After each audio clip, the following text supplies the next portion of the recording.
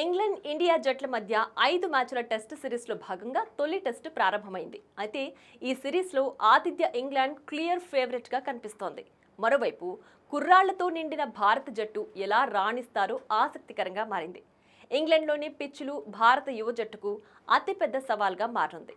యువ captain Shubman Gill కెప్టెన్సీలో ఇంగ్లాండ్కు shock ఇవ్వాలని భారత్ భావిస్తోంది. మరోవైపు ఇంగ్లాండ్ మాత్రం సొంత గడ్డపై భారత్ను చిత్తు చేయాలని భావిస్తోంది.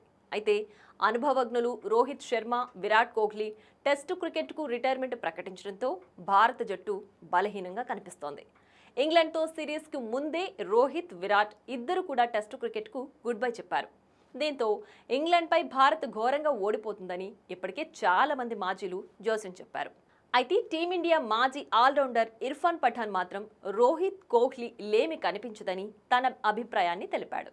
రోహిత్ శర్మ, విరాట్ కోహ్లీ లేకపోవడం వల్ల భారత్ జట్టు ఓడిపోతుందని చాలా మంది అనుకుంటున్నారు. కానీ వారిద్దరి లేని లోటు జట్టుపై పడదని నేను నమ్ముతున్నాను.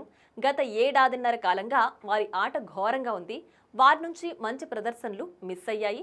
ఇద్దరు బిగ్ ప్లేయర్స్, కానీ పర్ఫార్మెన్స్ బాగలేదు. జట్టులో ఒక కొత్త ప్లేయర్ 20-25 సగటున పరుగులు చేస్తే అతను కోహ్లీ లేని లోటు తీర్చినట్లే. ఇటీవలి కాలంలో కోహ్లీ తొలి ఇన్నింగ్స్లో కేవలం 15 పరుగుల చొప్పున మాత్రమే పరుగులు చేశాడు అని ఇర్ఫాన్ పఠాన్ అన్నాడు.